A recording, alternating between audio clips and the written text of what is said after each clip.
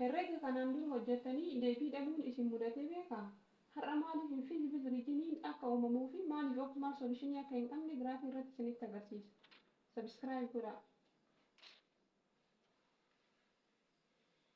Max z is equal to 20x plus 30y subject to 2x plus y less than or equal to 40, 4x plus y less than or equal to 60, x greater or equal to 30, xy greater or equal to 0 jedha. Asirraa questionii kanarraa akkamitti invisible regionii barbaanna ka jedhu san laallaa. Invisible regioniin illee maali waan jedhu san waliin laallaa jechuudha. Amma jalqaba inequality nu kenname waan ta'eef gara equality'tti jijjiirra. Questioning jalqaba 2x plus y is equal to 40. Kaitaan immoo 4x plus y is equal to 60. Kaitaanee jiru immoo x is equal to 30. Run x y is equal to 0. Asirraa barbaadaa deemna. Amma gatii x fi gatii y 0 0 goonee meeqa ta'an jiru san laallaa jechuudha jalqaba. Questionii kanaan akaanu 2x plus y is equal to 40 ka jedhu kanaan haa jalqabnu. X fi y qabna. X 0 yoo ta'e gatiin y meeqa ta'a? Y 0 yoo ta'e gatiin x meeqa ta'a ka jedhu sana haa barbaannu. 2x plus y is equal to 40 jedha. 2 times gatiin x yoo 0 ta'u 0 plus y is equal to 40. 2 times 0 jechuun 0 dha. 0 plus y is equal to 40. Y is equal to 40. Gaafa x 0 ta'u gatii y meeqa? 40 jechuudha. Kaitaan ammallee equation kanarraa barbaanna. 2x plus y is equal to 40 jedha. 2x plus gatii y ammoo yoo gatii y 0 ta'e 0 is equal to 40. 2x plus 0 jechuun 2 x ta'a is equal to 40. 2x is equal to 40 jechuun over 2 goona. Lama lamaan baddi. X is equal to 40 over 2 jechuun 20. Gaafa x y 0 ta'u x meeqa ta'a? 20 ta'a jechuudha. Equationii kan arganne irraa kaitaan ammoo equationii 4x plus y is equal to 60 jedhu. 4x plus y is equal to 60 ka jedhu kana x fi y qabna. Gaafa x 0 ta'u gatiin y meeqa ta'a? Gaafa y 0 ta'ullee gatiin x meeqa ta'a ka jedhu san barbaanna. 4x plus y is equal to 60 jedha gaafiiti. 4 times gatiin x 0 yoo ta'u 0 plus y is equal to 60. 4 times 0 jechuun 0 dha. Plus y is equal to 60. 0 plus y jechuun y mataa. Y is equal to 60. Gaafa x 0 ta'u gatii y meeqa? 60 jechuudha. Taansee ammallee equation 4x plus y is equal to 60 jedhu kanarraa gatii y 0 goone gatii x meeqa akka inni ta'u barbaanna. 4x plus gatii y 0 yoo ta'e 0 is equal to 60. 4x plus 0 jechuun 4x dha. Is equal to 60. 4x is equal to 60 jechuun over 4 goona. Afuriin baddi. X is equal to 60 over 4 jechuun 15 jechuudha. Gaafa y 0 ta'u gatiin x meeqa? 15. Questionii kana finnee irraa kadhuma ammoo x is equal to 30 ka jenneen kana x is equal to 30 ka jenneeni. X is equal to 30 jechuun ammoo x fi y qabna. Gatiin x kenna 30. Gatiin y ammoo 0 dha jechuudha.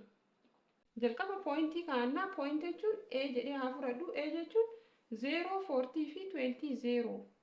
A 0 40 haa godhu. Taansee b haa jedhuuni. B ammoo 20 0 ka jedheen kana b godhee haa fudhadhu. Ittaanii c haa jedhuuni.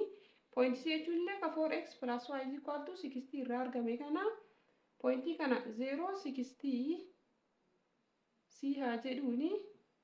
Taansee d haa jedhuuni. D jechuun illee 15 0 ka jedheen kan point 4x plus y is equal to 60 irraa argadhe kana 15 0 haa godhu itti aansee e haa jedhuuni point e jechuun ammoo ka x is equal to 30 kana 30 0 ka jedheen kana e jedhee haa fudhadhu jechuudha. Amma asirraa giraafii akkamitti ijaarra ka jedhu san waliin ilaallaa jechuudha. Amma asirraa giraafii akkamitti ijaarra ka jedhu san waliin ilaallaa.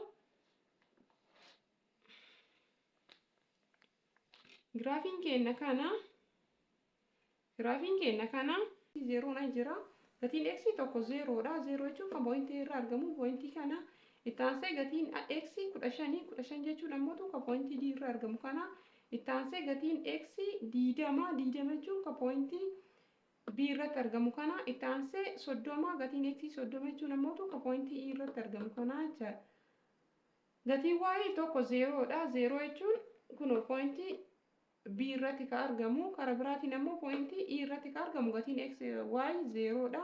Itti aansee gatiin y 40 jechuun ammoo ka pointii a irraa argamu kana itti aansee gatiin y 60 jechuun ammoo ka pointii c irratti argamu kana jechuudha. Amma asirraa giraafii keenya ijaarra. Jalqaba pointii a ilaallu pointii a jechuun 0 dha. 0 jechuun gatiin x 0 dha. Gatiin y ammoo 40 jechuudha. Gatiin x 0 gatiin y 40 jechuun pointii tana jechuun ammoo 0 40 pointii tana jechuudha. Itti aansee 20 0 ka jenneeni 20 jechuun gatiin x 20 gatiin y 0 dha. Pointii tana jechuun ammoo 20 0 ka jenneen kana. Pointiin 0 40 fi 20 0 inneen kuni sarara kamirratti argaman yoo jenne ammoo 2x plus y is equal to 40 sarara inneen irratti argama. 0 40 fi 20 0 ka jenneen achirraa argama. Saniifuu sarara kanneen lamaan wal qabsiifna. Sarara kanneen lamaan wal qabsiifnaa jechuudha.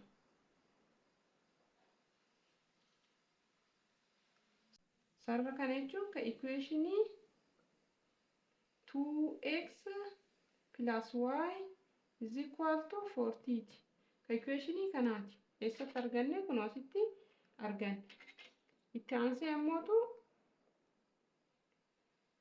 c dha. C jechuun 0 60 dha. Gaafa x 0 ta'u gatiin y kiyya 60 0 60 pointii kana itti aanee d dha. D jechuun ammoo 15 0 gatiin x 15 gatiin y ammoo 0 dha. 15 0 sarara kan pointii kanaa fi pointii kanallee wal qabsiifna. Pointiin tunniin equationii 4x plus y is equal to 60 irratti argamanii 0 60 fi 15 0 wal qabsiifnaa jechuudha.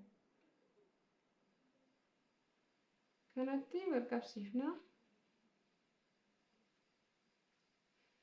Amma immoo kan hafee pointii e dha. Pointii e jechuun 30 0 ka jenneeni gatiin x 30 gatiin y ammoo 0 pointii tana 30 0 ka jenneeni jechuudha. 30 0 jechuun pointii kana pointii tun ammoo akkanatti argamti jechuudha. Jaararraachi siixeeti ka isiin argamtu. Kana fakkaata. Sararri kun maayinni sarara kana jechuun x is equal to 30 ka jenneen x greater or equal to 30 ka jenneen sanii jechaadha.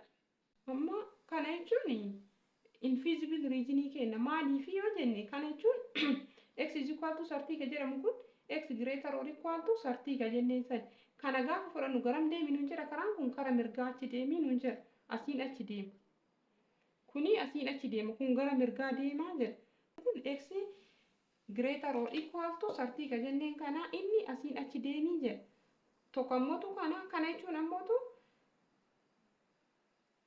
2x plus y is equal to 40 ka jenneeni. Isa jechuun ammoo 2x plus y is less than or equal to 40. Asiin 40 irra jira. Asiin 15 irra jira. Asiin 40 irra jira. Asiin 20 irra jira. Garamitti deemna ree? X irraan garanatti deemna. 20 fi 20 gadi 40 irraanillee 40 fi 40 gadi deemna. Kana hin dhaqqabnu jechuudha. Kunillee asiin 60 irraa asiin 15 irraa garanatti kan inni deemaa. Sarara kanaa fi 2x plus y is equal to 40 ka jennuu fi 4x plus y is equal to 60 ka jennu karaa bitaatitti deemii jedhan. sararri x greater or equal to 30 jedhamu kun ammoo karaa mirgaatitti deeme. Amma maal ta'arree faallaa olii deemaa jira jechuudha. Tokko karaa mirgaatitti deemi jedha, tokko ammoo karaa bitaatitti deemi jedha. Kanaafuu osoo wal qabsiifna yoo jenne intersection isaanii barbaanna yoo jenne bakki isaan itti wal argan hin jiru. Sarara kanaa fi kunniin waliin qaxxaamuru faallaa olii deeman. Sararri akkanaa kunniin maal jedhama ree? Invisible region jedhama. Invisible region jedhama jechuudha. Kanarratti optimal solution hin qabnu. Optimal solution argachuu hin dandeenyu jechuudha. Maaliif optimal solution hin barbaanne ka jedhu saniif akka fakkeenyaatti isinii haa kaasu. Fakkeenyaa jennu makiinaa bituu barbaade haa jennu. Yookaan konkolaataa bituu barbaade haa jennu. Konkolaataa bituuf an birrii meeqa harkaa qaba seetanii birrii 500 qaba haa jennu.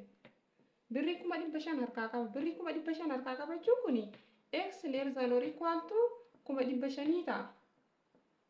Birrii 500 harkaa qaba makiinaa bituu barbaade. Birrii nan harkaa qabu immoo birrii 500. Kana jechuun x less or equal to birrii 500 ta'a.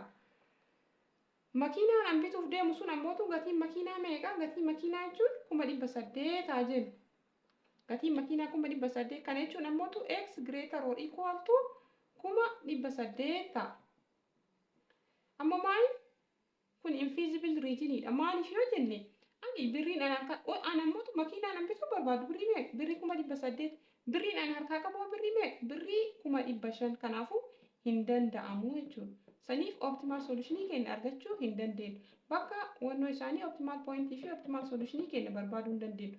Sararri akkasii sun ammoo maal jedhama ree? Invisible region jedhama jechaadha. Amma kanarra we cannot reach all optimal solution dha. Kana jechuun optimal solution irra gahuu hin dandeenyu jechaadha. Sararri akkanaa kun invisible region jedhama. Subscribe godhaa, share godhaa. Yoo isinitti tole like illee godhaa.